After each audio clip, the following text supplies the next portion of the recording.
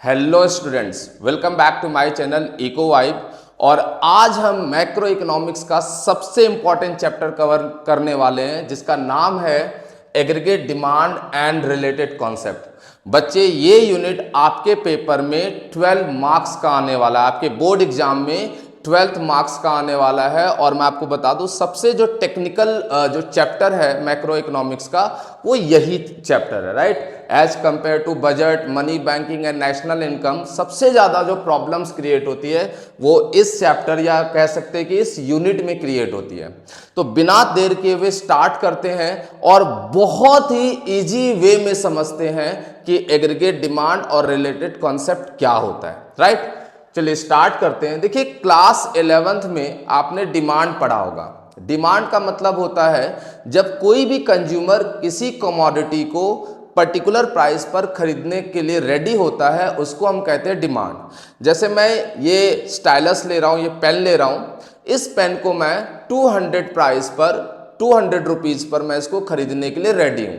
तो this is called demand. And ये कौन सा डिमांड है? इंडिविजुअल डिमांड है, राइट। यही पेन अगर पूरा इंडिया परचेज कर रही है या पूरी एक सोसाइटी परचेज कर रही है तो ये क्या हो जाएगा? मार्केट डिमांड हो जाएगा।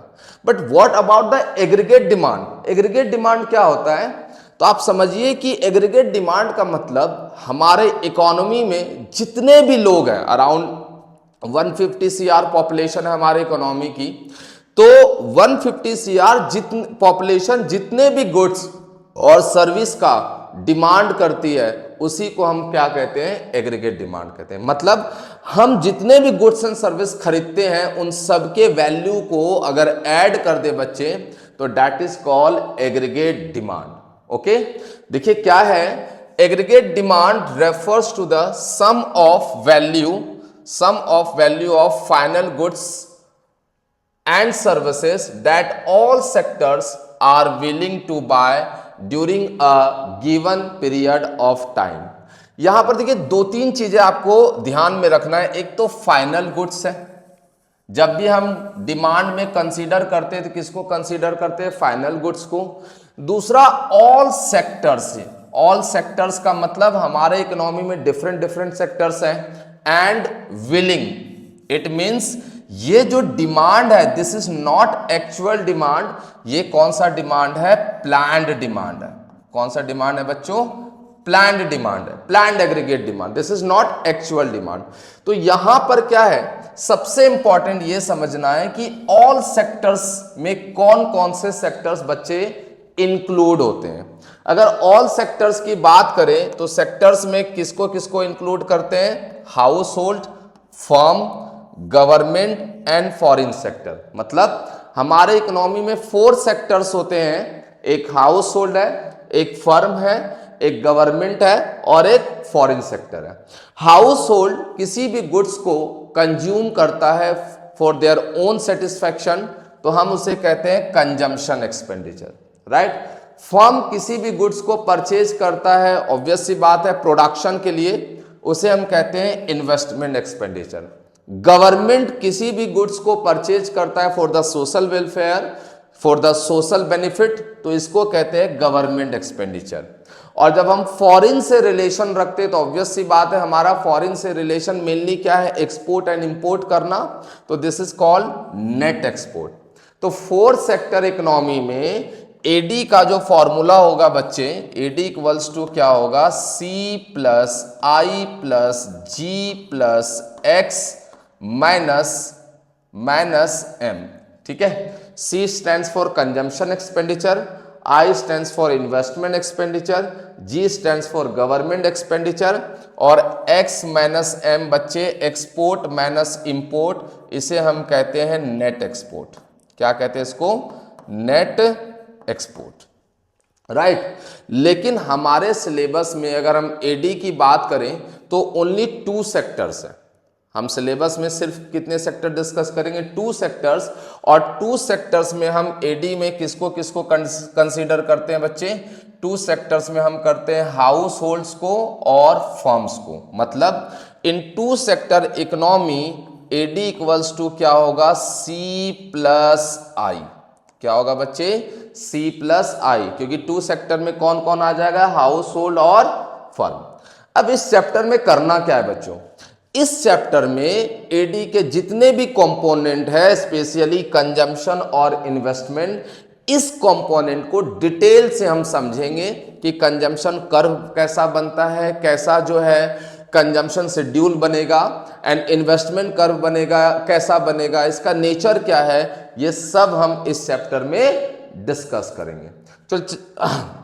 तो चलिए वन बाय वन हम स्टार्ट करते हैं। सबसे पहले हम कंजम्पशन एक्सपेंडिचर की बात करते हैं। What is called consumption expenditure? बहुत सिंपल है, जब कोई भी हाउस होल्ड्स अपने इनकम का जितना भी पार्ट कंजम्पशन के लिए खर्च करता है, अपने ओन सेटिस्फैक्शन के लिए खर्च करता है, तो उसको हम कहते हैं consumption expenditure, right.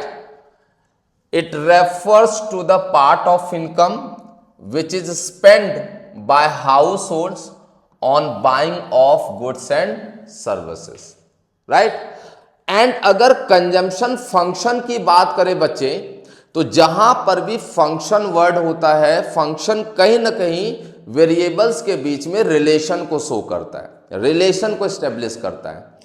Consumption majorly जो डिपेंड करता है वो लोगों के इनकम पर डिपेंड करता है। मतलब कंजम्पशन और इनकम के बीच कहीं ना कहीं एक रिलेशन है, इसी रिलेशन को हम क्या कहते हैं, कंजम्पशन फंक्शन कहते हैं।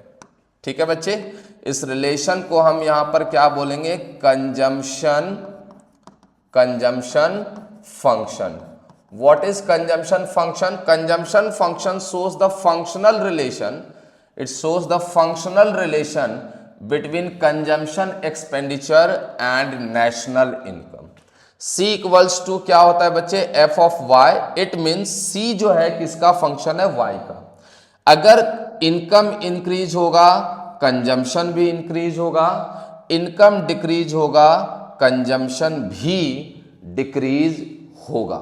दोनों में कौन सा रिलेशन होता है आपका, पॉजिटिव रिलेशन होता है। लेकिन जिस प्रपोर्शन में इनकम आपका इंक्रीज होता है, सेम प्रपोर्शन में कंजम्पशन इंक्रीज नहीं होता है।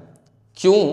क्योंकि आपकी जब इनकम इंक्रीज होगी तो कहीं ना कहीं आप सोचेंगे कि क्यों ना कुछ पैसे को बचा लूं। किस लिए? इन फ्यूचर अगर कोई आपको इमरजेंसी आती है या फ्यूचर में कोई आप एसेट परचेज करना चाहते हैं, तो प्रेजेंट में आप क्या करेंगे, सेविंग करेंगे। इसीलिए जैसे जैसे आपकी इनकम इंक्रीज होगी, आप कंजम्पशन इंक्रीज तो करेंगे लेकिन सेम प्रपोर्शन में नहीं करेंगे। इनकम ज्यादा इंक्रीज होगी, कंजम्पशन कम इंक्रीज होगा। और इसको कहा जाता है बच्चों साइकोलॉजिकल लॉ ऑफ कंजम्पशन। क्या बोला जाता है? Psychological law of consumption. ये किसने दिया था? केन्ज ने ये प्रपोज किया था। केन्ज ने एक स्टडी किया था और उसमें देखा कि लोगों की इनकम अगर इंक्रीज होती है तो कंजम्पशन भी इंक्रीज होता है, राइट।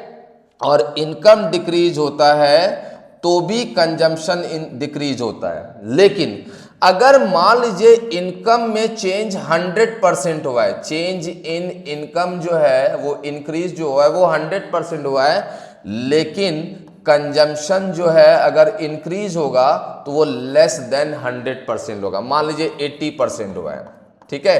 क्यों? क्योंकि वो फ्यूचर के लिए अमाउंट सेव करके रखता है। According to Keynes, as income rises consumption also rises but not in the same proportion because people want to save some amount of their income for the future transaction। तो this is called psychological law of consumption. और इससे एक question आया भी है आपके paper में कि as income rises consumption also rises in the same proportion, defend और रिफ्यूट। या ऐसे क्वेश्चन आया है कि increase in consumption is always more than increase in income, defend और रिफ्यूट। तो दिस स्टेटमेंट इज रिफ्यूटेड, ठीक है। व्हाई? बिकॉज यहां पर बोला गया कि कंजम्पशन इनकम से ज्यादा इंक्रीज होगा, तो answer is no. According to Keynes, consumption जो है हमेशा इनकम से कम इंक्रीज होता है। Now the topic is consumption function. Consumption function कैसा बनता है? देखिए, जब लोगों की इनकम जीरो होती है, मान लीजिए लोगों की इनकम कुछ है नहीं, मान लीजिए उनकी इनकम क्या है, जीरो है, राइट? तो इनकम जीरो होगा, इट डजेंट मीन कि वो खाना पीना छोड़ देगा। कहीं ना कहीं वो अपने लाइफ को सरवाइव करने के लिए कहीं से ना कहीं अरेंज करके वो कंज्यूम करेगा।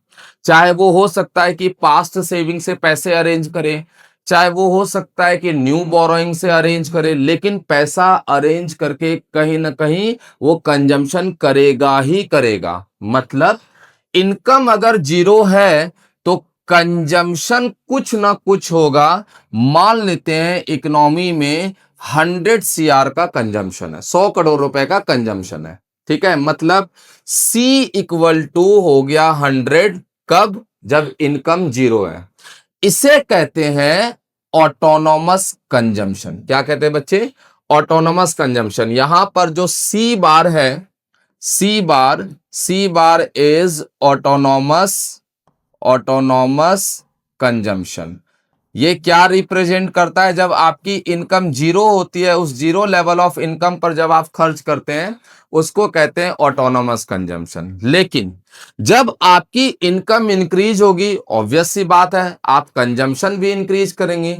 लेकिन अभी हमने पढ़ा था साइकोलॉजिकल लॉ ऑफ कंजम्पशन कि जिस प्रपोर्शन में इनकम इंक्रीज होता है, आपका कंजम्पशन सेम प्रपोर्शन में इंक्रीज नहीं होगा। मतलब अगर मेरी इनकम फॉर एग्जाम्पल 10,000 रुपए से इंक्रीज हो गई है, तो मैं इसका अप्रोक्स 80% मैं क्या कर रहा हूं, खर्च कर रहा हूं, राइट? मैंने एज्यूम कर लिया है। तो यहां पर जो 10,000 है बच्चों, वो मेरा क्या है, इनकम है। और 80% जो है वो क्या है, B stands for MPC. Therefore C equals to होता है, सी इक्वल्स टू होता है C bar plus B Y. C equals to क्या होगा बच्चे, C bar plus B Y, where C bar stands for autonomous consumption and B stands for MPC, marginal propensity to consume। तो देखिए मैंने यहां पर वैल्यू लिया है C का, एज्यूम क्या है, 80 प्लस 0.6y, 80 ऑटोनोमस कंजम्पशन है और 0.6 आपका एमपीसी है, बी है, और y का हमने डिफरेंट डिफरेंट वैल्यू ले लिया, राइट? अब देखिए यहां पर अगर हम वैल्यू पुट करें तो 80 प्लस यहां पर क्या होगा, 0.6 और y का वैल्यू है 0, तो ये आपका 80 हो जाएगा, राइट? अब यहां पर 80 प्लस 0.6 और y का वैल्यू है 100, तो ये हो जाएगा आपका 60 प्लस 80 140 हो जाएगा। अब यहां पर 80 प्लस 0.6 y का वैल्यू है 200, राइट? तो यहां पर कितना होगा, 120 80 200 हो जाएगा। आप क्या नोटिस कर रहे हैं कि 60 60 इंक्रीज हो रहा है ना? तो यहां पर 200 हो जाएगा, तो 200 प्लस 60 क्या होगा, यहां पर 260 हो जाएगा। 260 प्लस 60 320 हो जाएगा। 320 प्लस 60 380 हो जाएगा। 380 प्लस 60 440 हो जाएगा, राइट? एक इंपॉर्टेंट चीज बताता हूं आपको, ये जो कंजम्पशन आप देख रहे हैं यहां पर बच्चे, तो ये जो वैल्यू है 80, मैंने पहले बताया इस 80 को ऑटोनोमस कंजम्पशन कहते हैं, सी बार, ठीक है? लेकिन ये जो 0.6y है बच्चे, ध्यान से समझिए, ये जो 0.6y है, ठीक है, इसे कहते हैं इंड्यूस्ड कंजम्पशन। क्या कहते हैं बच्चों, इंड्यूस्ड कंजम्पशन। क्या मतलब है दोनों में, autonomous consumption does not influence by the change in income, ये फिक्स रहेगा, but induced consumption influences by change in income. अगर आप इसमें देखेंगे तो आप देखिए 80 80 ये सब में फिक्स है, फिर भी हमारा इनकम कंजम्पशन चेंज हो रहा है। किसके कारण चेंज हो रहा है, इंड्यूस कंजम्पशन के कारण। तो ये बच्चे, अगर आपको पेपर में आता है कि calculate change in consumption, change in consumption निकालिए, तो कैसे निकालेंगे? बी इंटू डेल्टा वाई ले लेंगे, जिसको हम इंड्यूस्ड कंजम्पशन कहते हैं, राइट? तो this is autonomous, this is induced. Okay बच्चे, अब हम देखेंगे कि इसका ग्राफ कैसे बनता है।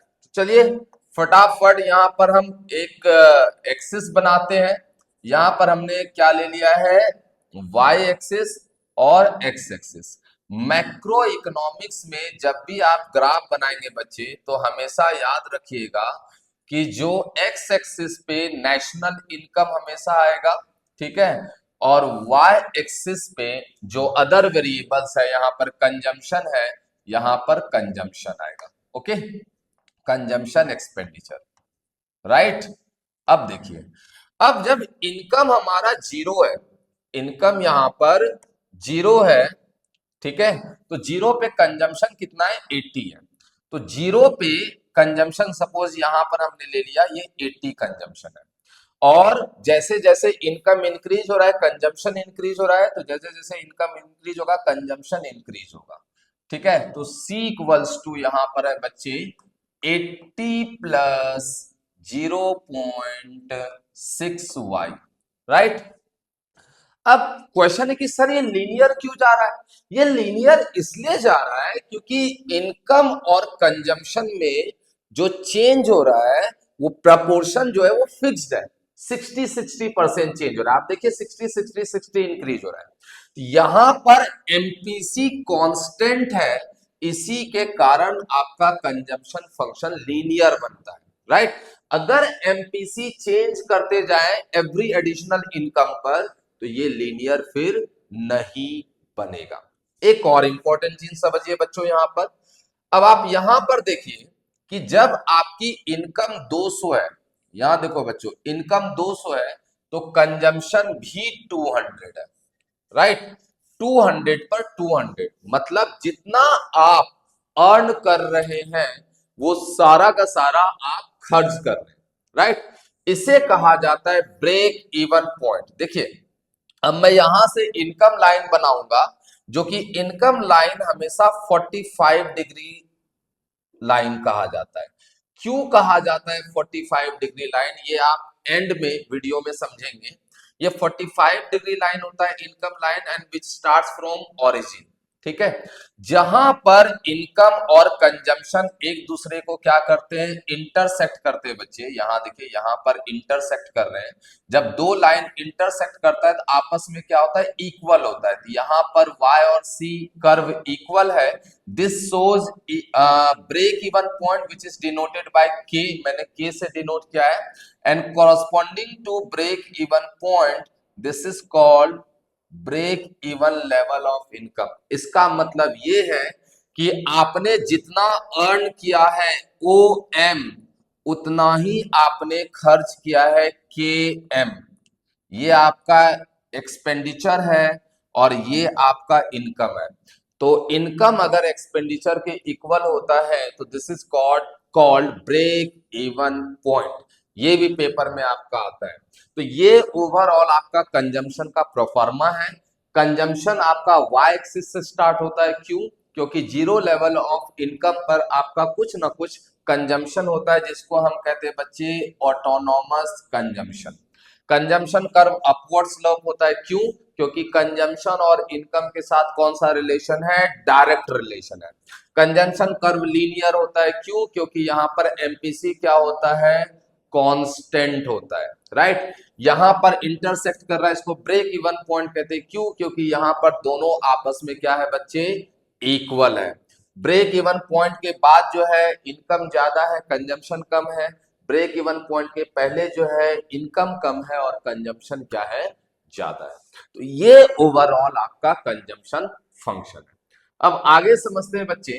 कंजम्पशन फंक्शन के अंदर दो प्रोपेंसिटी है हमारे पास, right? That is called propensity to consume. ये दो है, एपीसी एंड एमपीसी। एपीसी का फुल फॉर्म है एवरेज प्रोपेंसिटी टू कंज्यूम। क्या होता है एपीसी? एपीसी इक्वल्स टू होता है बच्चे सी अपॉन वाई, ठीक है। APC is the ratio of C upon Y. Consumption expenditure and national income के रेशियो को एपीसी कहते हैं। और एपीसी रिप्रेजेंट करता है कि आप अपने करंट इनकम का कितना खर्च कर रहे हैं। अगर एपीसी का वैल्यू 0.6 आ रहा है, इसका मतलब आप अपने इनकम का 60% खर्च कर रहे हैं। आपकी इनकम 1 लाख है तो इसका मतलब आप 60,000 कर रहे हैं। आपकी इनकम 50,000 है तो इसका मतलब आप 30,000 खर्च कर रहे हैं। 50,000 का 60% 30,000। राइट बच्चे, अब समझते हैं एमपीसी क्या होता है। MPC refers to the ratio of change in consumption expenditure. Right, मतलब मान लीजिए कि आपकी इनकम 100 है और कंजम्पशन है 80। ठीक है, इनकम 200 हो गया, कंजम्पशन हो गया 170। राइट, अब आप ये देखिए कि ये चेंज इन नेशनल इनकम के चेंज होने के कारण कंजम्पशन कितना चेंज होता है, दैट इज कॉल्ड एमपीसी। मतलब एमपीसी जो है बच्चे, एमपीसी इक्वल्स टू होता है delta C upon delta Y. According to definition it shows the ratio of change in consumption expenditure corresponding to change in income. अब देखिए आपका कंजम्पशन कितना चेंज हुआ है, कंजम्पशन चेंज हुआ 80 से 170 हो गया, मतलब 90 चेंज हुआ है। राइट, और इनकम कितना चेंज हुआ है, 100 से 200, मतलब 100 चेंज हुआ है। तो आंसर कितना आ रहा है, 0.9। और इसको आप 90% भी बोल सकते हो। इसका मतलब एमपीसी 90% है, विच represents that you are spending 90% of your additional income। Right बच्चे, तो ये एपीसी एंड एमपीसी है। ओके, अब एपीसी और एमपीसी के कुछ फीचर्स हैं, वो डिस्कस करते हैं कि फीचर्स ऑफ एमपीसी क्या है। देखिए, अगर फीचर्स ऑफ एपीसी की बात करें तो जैसे जैसे इनकम इंक्रीज होता है एपीसी का वैल्यू फॉल होता है। अब आप कहेंगे सर ये क्या है, आपने हमें पढ़ाया था कि इनकम इंक्रीज होने से कंजम्पशन इंक्रीज हो रहा है, तो कंजम्पशन इंक्रीज हो रहा है तो एपीसी भी बढ़ना चाहिए, तो एपीसी फॉल क्यों हो रहा है ना। तो मैंने आपको एक चीज ये भी बताया था कि जिस प्रपोर्शन में आपकी इनकम इंक्रीज होती है, सेम प्रपोर्शन में कंजम्पशन इंक्रीज नहीं होता है, दैट इज वाई आपका एपीसी फॉल्स होता है। जैसे कि यहां पर वाई ले लिया मैंने 0, 100, 200, 300, 400, और सी ले लिया यहां पर 80, 140, 200, 260, राइट, 320। तो यहां पर एपीसी निकाले बच्चे तो सी अपॉन वाई होता है, तो यहां पर 140 अपॉन 100 1.4 हो गया। राइट, 200 अपॉन 200 1 हो गया, 260 अपॉन 300 0 पॉइंट आपका 8, 3 हाँ 6 हो गया, और ये आपका 0.8 हो गया। तो आप क्या नोटिस कर रहे हैं कि जैसे जैसे इनकम इंक्रीज हो रही है एपीसी फॉल हो रहा है, कंजम्पशन इंक्रीज हो रहा है बट एपीसी फॉल हो रहा है। क्यों, क्योंकि जिस प्रपोर्शन में आपका इनकम बढ़ता है कंजम्पशन नहीं बढ़ता, क्योंकि आप फ्यूचर के लिए सेव करके रखते हैं। अब आप ये देखिए कि एपीसी का वैल्यू 1 से ज्यादा भी है, मतलब 1.4 भी है। ऐसा क्यों, कई बार ऐसा भी होता है बेटा कि आपकी इनकम कम होती है लेकिन आपके खर्चे ज्यादा होते हैं, कई बार ऐसा भी होता है। तो उस कंडीशन में आपका एपीसी 1.4 है क्योंकि कंजम्पशन इनकम से ज्यादा है। राइट, अब आप देखो, याद कीजिए अभी कुछ देर पहले ही मैंने आपको पढ़ाया था कि जब इनकम और कंजम्पशन दोनों इक्वल हो बच्चों, इनकम कंजम्पशन दोनों इक्वल हो तो इसको कहते हैं क्या, break even point. Right, break even point, ये असर्शंस रीजन में भी क्वेश्चन आ चुका है। ब्रेक इवन पॉइंट पर एपीसी की वैल्यू कितनी है, 1 है ना।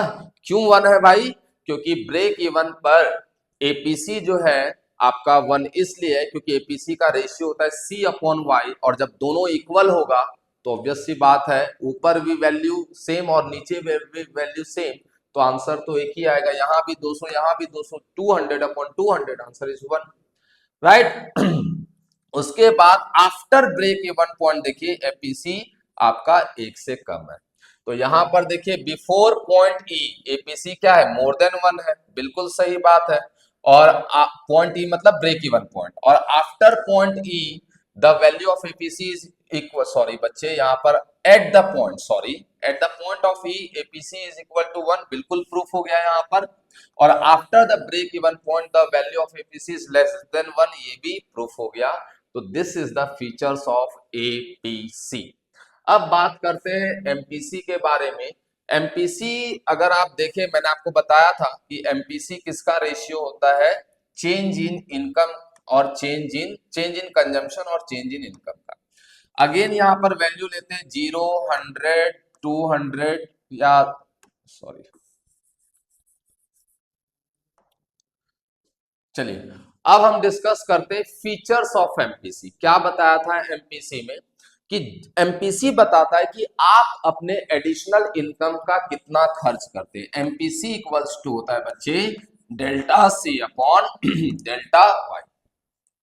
अब आप समझिए कि जैसे जैसे इनकम राइज होगा एमपीसी भी कुछ देर बाद कम होने लगता है, क्योंकि पता है क्या है कि आपकी इनकम कंसिस्टेंटली बढ़ती जा रही है, तो आप एक लिमिट तक ही खर्च करेंगे। उसके बाद आप देखते हैं कि मेरी इनकम बहुत ज्यादा हो गई है, तो आप क्या करेंगे, खर्चे तो आपके उतने ही रहेंगे, इनकम बहुत ज्यादा हो जाएगा, तो उस कंडीशन में एमपीसी आपकी फॉल होने लगेगी, राइट।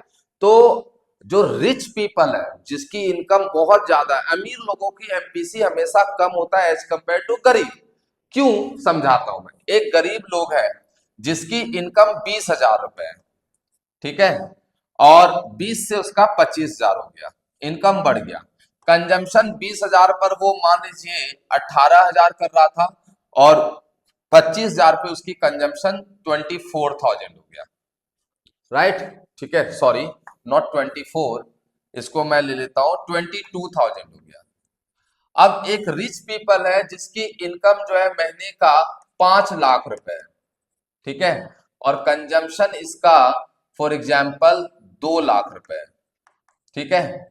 इनकम 5 से 6 लाख हो गया, कंजम्पशन इसका 2 से 2.5 लाख हो गया, राइट।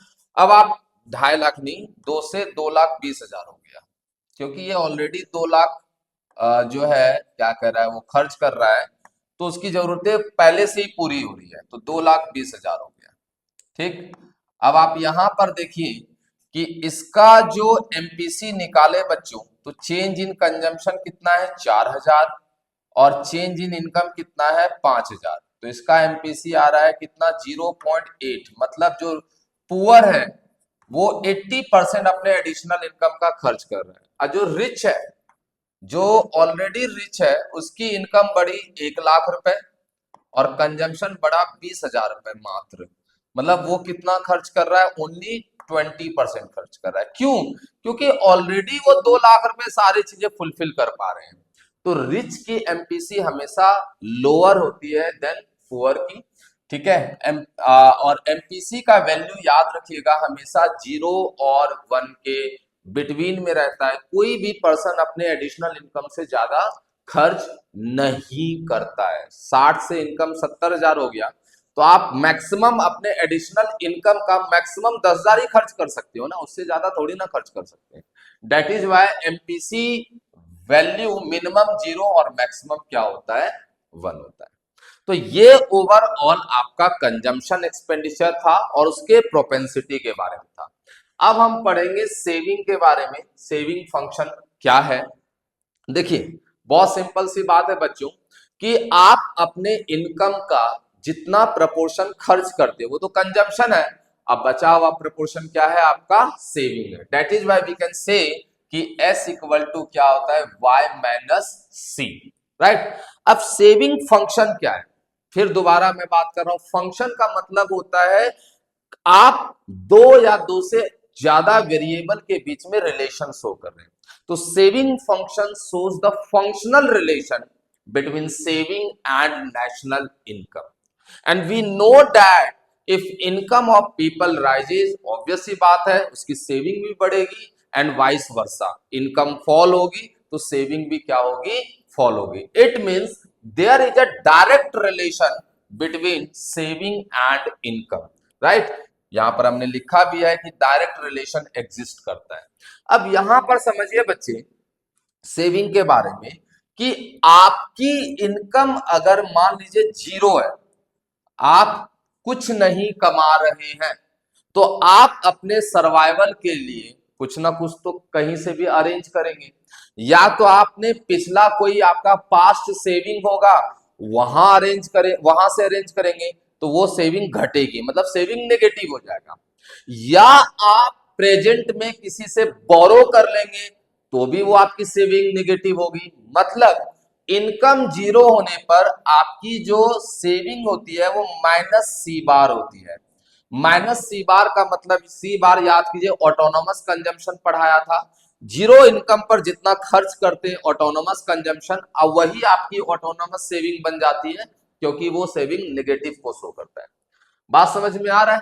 तो S equal to minus C होगा जब आपकी इनकम क्या होगी, शून्य होगी। Minus C is what, autonomous saving, autonomous saving. लेकिन जैसे जैसे लोगों की इनकम इंक्रीज होती है वो बचाना स्टार्ट कर देता है। आपकी इनकम इंक्रीज होगी, वाई, क्या आप सारा पैसा बचा लेंगे? नो, उसका कुछ पार्ट ही तो बचाएंगे। तो जितना पार्ट आप बचाएंगे बच्चों, उसको कहते हैं एम पी एस, राइट, जितना पार्ट बचाएंगे। और उस बचाने के बाद पहले जो नेगेटिव था उसको क्या करेंगे, पे करेंगे, और बचा हुआ पैसा आपका नेट नेट सेविंग हो जाएगा। तो एस इक्वल टू क्या होता है बच्चे, minus C bar plus plus M P S into Y. या इसको हम बोल सकते हैं कि S equal to minus C bar, MPS का फॉर्मूला होता है one minus B into Y. MPS को हम क्या लिख सकते हैं, वन माइनस बी। मतलब अगर 60% खर्च किया है तो 40% आप क्या करेंगे, बचाएंगे, तो वन माइनस बी। तो this is called saving function. अब हम डिस्कस करेंगे कि ये सेविंग्स कर्व, सेविंग शेड्यूल कैसे बनेगा। समझिए बच्चों, यहां पर हमने इनकम ले लिया है वाई, एज्यूम क्या है, 0, 50, 100, 150, 200, 250, राइट, 300। और यहां पर सेविंग जो हमने एज्यूम किया है, ऑटोनोमस सेविंग एज्यूम किया है, माइनस यहां पर लिया है फॉर एग्जांपल 40 ले लिया है, और ये लिया है 0.5y, ठीक है, ये लिया है। अब आप देखिए कि अगर मैं सेविंग निकालूं तो यहां पर -40 प्लस 0.5 y की वैल्यू हो जाएगी 0, ठीक है। तो यहां पर -40 आ गया। यहां निकालूं -40 प्लस 0.5, ठीक है, इंटू 50, तो ये हो जाएगा 25 में से 40 जाएगा, -15 हो गया। यहां निकालूं -40 प्लस 0.5, 100, 50 में से 40 गया, 10 हो गया, ठीक है। कितना हो गया बच्चे, 10 हो गया, राइट। यहां निकालू -40 प्लस 0.5 या 150 आ गया, तो 15 5 75 में से जाएगा, तो कितना हो जाएगा, 35 आ गया। आप क्या नोटिस कर रहे हैं, 25 इंक्रीज हो रहा है, ठीक है। तो यहां पर हो जाएगा 25 और इंक्रीज कर दो, तो ये हो जाएगा आपका कितना, 60 हो जाएगा। यहाँ कितना हो जाएगा, 85 हो जाएगा। और यहाँ कितना हो जाएगा, 110 हो जाएगा, राइट। क्यों 25 इंक्रीज हो रहा है, आपको मैं ये भी बता दूं कि यहां पर भी देखिए, ये जो -40 है ये आपका माइनस सी बार है, जिसको हम ऑटोनोमस सेविंग कहते हैं। और ये जो 0.5 है बच्चे, ये है आपका इंड्यूस्ड सेविंग, मतलब ये इनकम के साथ चेंज होगा, राइट। और ये इनकम के साथ चेंज नहीं होगा। तो ये जो सेविंग में आप चेंज देख रहे हैं वो इसके कारण हो रहा है, इंड्यूस्ड सेविंग के कारण चेंज हो रहा है, ओके। और जब मैं इसको डायग्राम पे प्रेजेंट करूंगा, देखिए डायग्राम पे प्रेजेंट करूंगा, यहां पर बच्चे 3 एक्सिस बनेगा, ठीक है। एक आपका y एक्सिस बनेगा, x एक्सिस बनेगा, 0 बनेगा, और y डैश भी बनेगा नेगेटिव, क्योंकि सेविंग हमारा नेगेटिव भी है। अब आप देखिए कि जब इनकम 0 है, इनकम जीरो है तो सेविंग क्या है आपका -40, तो जीरो पर कितना है, -40 है। अब जैसे जैसे इनकम इंक्रीज हो रहा है वैसे वैसे हमारी सेविंग भी क्या हो रही है, इंक्रीज हो रही है। तो सेविंग हमारा इंक्रीज होगा तो अपवर्ड स्लोप करेगा, तो ये आपका सेविंग ऐसा बनेगा, ठीक। और सेविंग भी लीनियर कर्व है। लीनियर कर्व इसलिए बच्चे क्योंकि यहाँ पर एमपीएस फिक्स्ड है 0.5। अगर एमपीएस चेंज होगा तो सेविंग लीनियर आपका नहीं बनेगा। अब जहां पर सेविंग इंटरसेक्ट कर रही है एक्स एक्सिस को, यहां पर देखिए बच्चे, सेविंग जो है एक्स एक्सिस को इंटरसेक्ट कर रही है, इसका मतलब यहां पर ये है कि सेविंग की वैल्यू कितना है, जीरो है। सेविंग की वैल्यू जीरो है। अभी कुछ देर पहले बताया था कि जब इनकम कंजम्पशन के इक्वल होता है तो आप इसको ब्रेक इवन पॉइंट कहते हैं। इसका मतलब जब जितना कमा रहे उतना खर्च कर रहे हैं, तो इसका मतलब सेविंग भी क्या हो गई, यहाँ जीरो हो गई, राइट। तो इसका मतलब ये भी क्या है, ब्रेक इवन पॉइंट है। ब्रेक इवन क्या है, पॉइंट है। तो ये ओवरऑल आपका सेविंग कर्व है। वाई एक्सिस पे हमने क्या शो किया है, सेविंग, राइट। एक्स एक्सिस पे क्या शो किया है, national income. Saving curve minus minus X Y axis से स्टार्ट होता है, क्यों, क्योंकि जीरो लेवल पर सेविंग आपकी नेगेटिव होती है। सेविंग कर्व अपवर्ड स्लोप होता है, क्यों, क्योंकि दोनों में क्या है, पॉजिटिव रिलेशन है।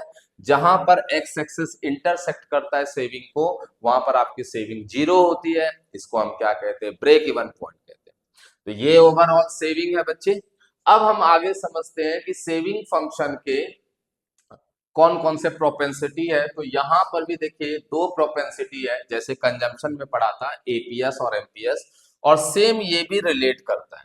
देखिए अगर एपीएस की बात करें तो it shows the relationship, it shows the ratio of APS, APS shows the ratio of saving corresponding to national income. आप जितना कमा रहे हैं और उसका जितना खर्च कर रहे हैं उसी के रेशियो को एपीएस कहते हैं। जैसे कि आपने कमाया 10,000 रुपए, ठीक है, सॉरी खर्च नहीं करते, बचाते हैं, आई एम सॉरी, और आपने बचाया 4,000 रुपए, इसका मतलब आपने कितना बचाया, 40% बचाया है, 0.4, ठीक है। तो इसको कहते हैं एपीएस, आप अपने करंट इनकम का कितना बचा रहे हैं। और एमपीएस क्या होता है कि अगर आपकी सेविंग चेंज होती है तो सेविंग चेंज किसके कारण, इनकम चेंज होने से। इनकम चेंज होने से जितना भी सेविंग चेंज होगा उसके रेशियो को हम क्या कहते हैं, एमपीएस कहते हैं। जैसे कि यहां पर देखो बच्चों, एमपीएस का फॉर्मूला होता है delta S upon delta Y. Income 10,000 था तो आपने बचाया 4,000, मान लीजिए इनकम 10 से 15 हो गया तो कितना चेंज हुआ, 5,000। और सेविंग जो है वो 4 से 6,000 हो गया तो कितना बढ़ा, 2,000। इसका मतलब आपने कितना, 0.4, यहां पर भी हो गया 4, 40%। यहां पर भी आपने 40% एडिशनल इनकम का सेव किया है, तो इसे हम कहते हैं एमपीएस। ये सेम आपका एमपीसी के तरह होता है, वहां पर कंजम्पशन का चेंज देखते हैं और यहां पर सेविंग का चेंज देखते हैं। ओके बच्चे, चलिए तो अब हम एपीएस और एमपीएस के फीचर्स के बारे में समझते हैं। एक न्यूमेरिकल वैल्यू लेते हैं पहले। y है यहाँ पर 0, 100, 200, 300, 400, राइट। और s है यहाँ पर बच्चे माइनस, फॉर एग्जाम्पल 40, और यहाँ पर है 0, यहाँ पर 80, यहाँ है 120 और यहाँ पर 160 है। तो एपीएस कैलकुलेट करें तो एपीएस का फॉर्मूला होता है एस अपॉन वाई, राइट। तो ये एस अपॉन वाई, तो ये आपका डैश हो जाएगा, यहाँ पर 0 हो जाएगा, यहाँ पर 80 अपॉन 200, तो ये आपका 0.40 हो जाएगा। 120, ये भी आपका 80 अपॉन 200, 0.4, एंड 40, 120 अपॉन 200, ये भी 0.4 है, 40, ठीक है। और 160 अपॉन 100, ये कैसे पॉसिबल है यार, ये क्यों हो रहा है, 40 40 बढ़ रहा है, 40, अच्छा अच्छा अच्छा, ये गड़बड़ हो रहा है यार, समझ गया। तो ये सोचो ये कैसे हो रहा है।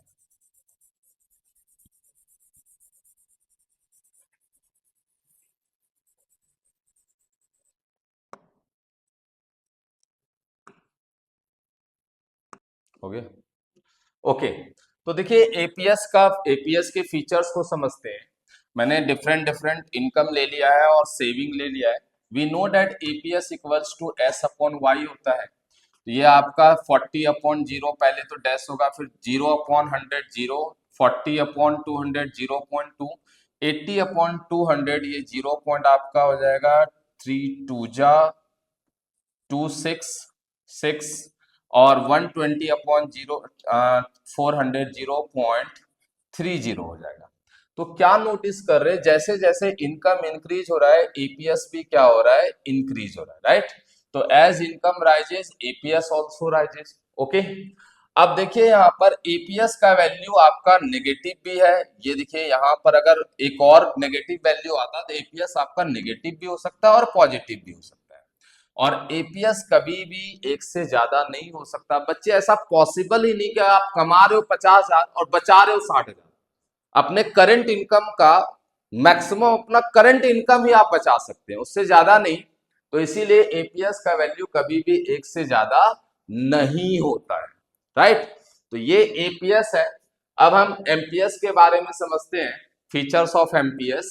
एमपीएस का वैल्यू बेटा हमेशा आपका 0 to 1 के बिटवीन ही होगा, सेम, क्योंकि आप अपने एडिशनल इनकम का मैक्सिमम बचा सकते हो, उससे ज्यादा नहीं बचा सकते। और एमपीएस हमेशा रिच का हाई होता है और पुअर का लो होता है। क्यों? क्योंकि रिच ज्यादा बचा पाते हैं as compare to poor. MPS कभी भी नेगेटिव नहीं होगा, याद रखिएगा।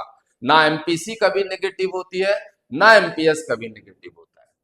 अब देखिए, अब रिलेशन पढ़ेंगे एमपीसी और एमपीएस में क्या रिलेशन है।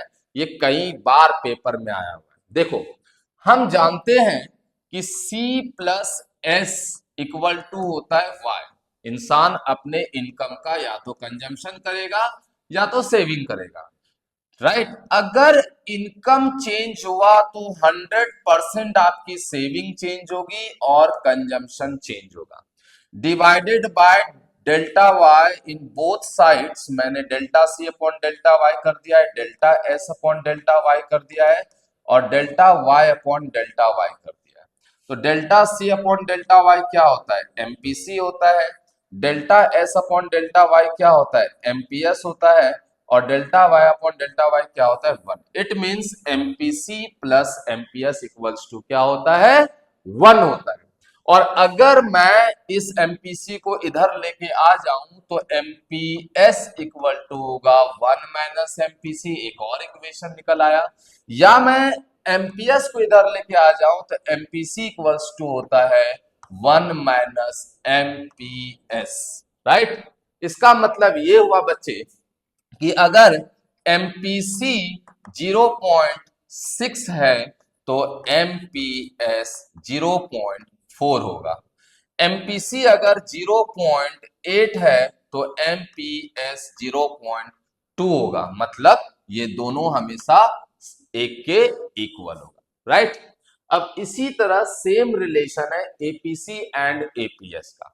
यहां पर भी सेम तरीके से शो करेंगे। We know that consumption plus saving equals to होता है इनकम, राइट। अगर मैं दोनों तरफ y से डिवाइड कर दूं, ठीक है, तो ये आपका y अपॉन वाई हो जाएगा। c अपॉन वाई क्या होता है, एपीसी होता है। s अपॉन वाई क्या होता है, एपीएस होता है, राइट। s अपॉन वाई आपका क्या होगा, एपीएस होगा, ओके। और y upon Y equals to क्या होता है, 1। मतलब एपीसी और एपीएस का सम क्या होता है बच्चे, 1 होता है। एपीसी इक्वल्स टू, अगर प्लस को इधर ले आए तो क्या होगा, 1 माइनस एपीएस। और एपीएस इक्वल टू क्या होगा, 1 माइनस एपीसी। मतलब ये है कि अगर 0.6 एपीसी है तो एपीएस आपका होगा बच्चे 0.4।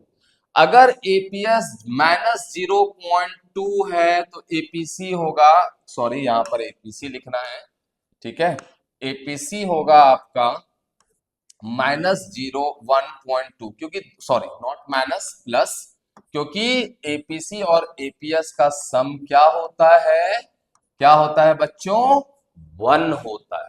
इसीलिए अगर ये -0.2 है, ये 1.2, ये 0.4 है, ये 0.25, ये 0.75, तो ये रिलेशन है आपका एपीसी एंड एमपीसी में, सॉरी एपीसी एंड एपीएस में, राइट। अब आगे डिस्कस करते हैं जो नेक्स्ट